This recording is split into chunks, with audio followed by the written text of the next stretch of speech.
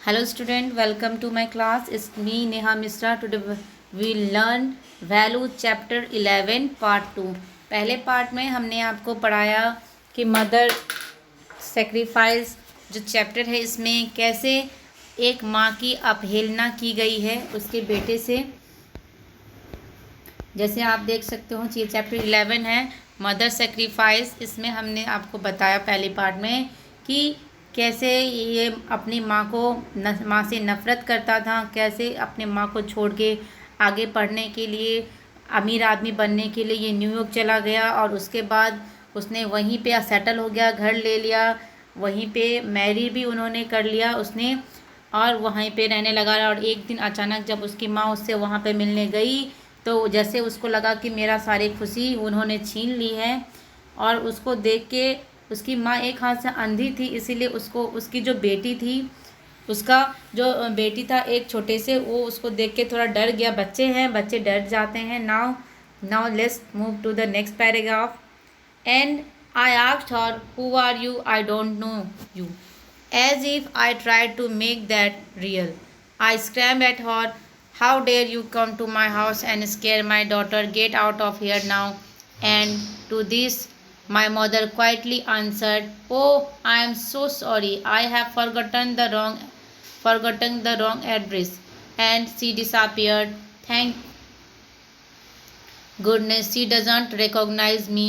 I was quite relieved. I told myself that I wasn't going to care और think about this for the rest of my life. और जब उसने ऐसे बोला कि तुम कौन हो, कहाँ से आए हो, यहाँ पे क्यों आए हो, कैसे तुम मेरे घर पे घुस गए हो, ऐसे अपनी माँ को बोलता है। और वो ऐसे बोलता है कि वो रियल लगे कि वो अपने माँ को नहीं पहचाना है, ना ही उसको वो जानता है।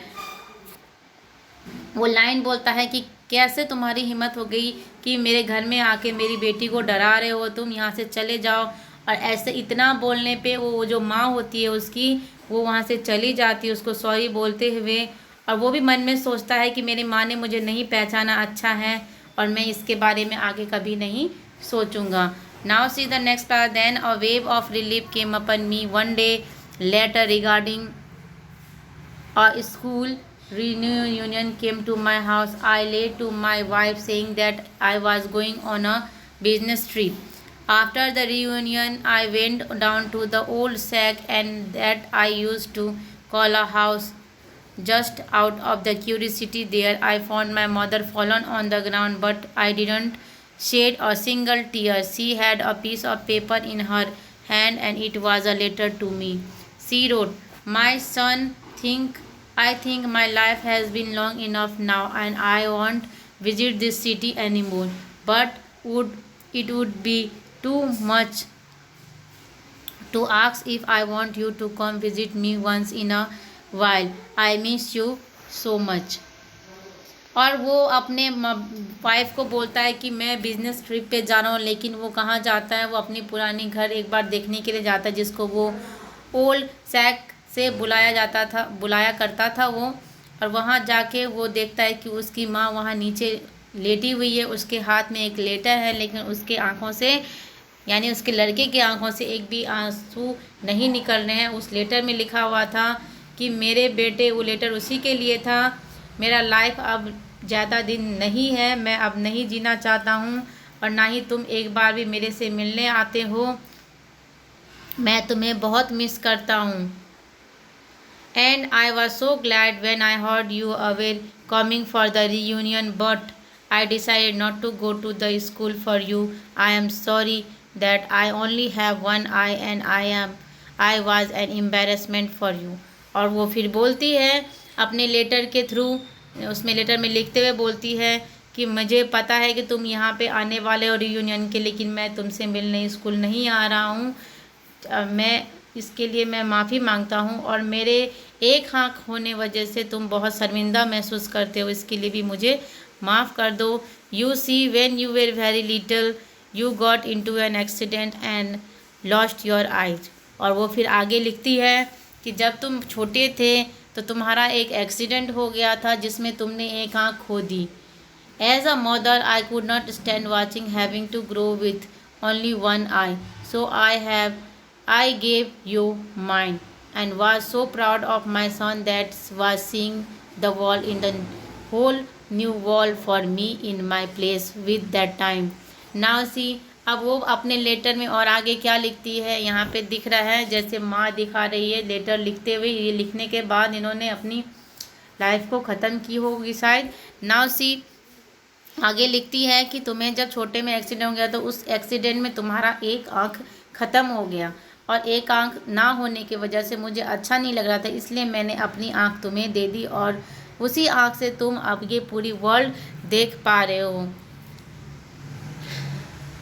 I was never upset at you for anything you did, and the couple of times that you were angry with me, I thought to myself, it's because he loves me. I miss the time when you were still young around me. और मैं तुमसे कभी नाराज़ नहीं, तुमसे कभी गुस्सा नहीं हूँ कि तुमने मेरे साथ ऐसा किया या तुमने मुझे मेरे से गुस्सा हो। मैं सिर्फ उस पलों को याद करती हूँ जब तुम छोटे थे, तब मेरे साथ रहा करते थे और तुम वो पल को मैं बहुत ही मिस करता हूँ। I miss you so much, I love you, you mean the whole world to me. और फिर आगे लिखती है वो कि मैं तुम्हें बहुत मिस करता हूँ, मैं तुम्हें बहुत प्यार करता हूँ, मेरे लिए तुम ही पूरी दुनिया हो। My whole shatter, my world shatter, sorry, my world shatter मतलब क्या क्या होता है, उसकी पूरी दुनिया पलट गई। I hated the person who only live for me, I cried for my mother, I do not know of any way that will make up for the worst deed। और उसके बाद ये सब समझने के बाद लेटर के थ्रू उसने उसकी जो जैसे कि दुनिया ही पलट गई, उसको ऐसा फील होने लगा कि जो व्यक्ति को वो सबसे ज़्यादा नफ़रत करता था, जिससे वही उसको सबसे ज़्यादा प्यार करती थी, और ये काम के लिए, ऐसी हरकत के लिए वो अपने आप को कभी माफ़ कर नहीं पाएगा, ऐसी नीच हरकत के लिए। सी, एक माँ के लिए हमेशा उसकी जो फर्स्ट प्रायोरिटी होती है वो उसकी बच्चे होते हैं। बच्चे अच्छे से खाएं, अच्छे से पिएं, अच्छे से कपड़े पहने, अच्छे से रहें, अच्छे से पढ़ें। तो बच्चे को भी कुछ रेस्पॉन्सिबिलिटी समझनी चाहिए।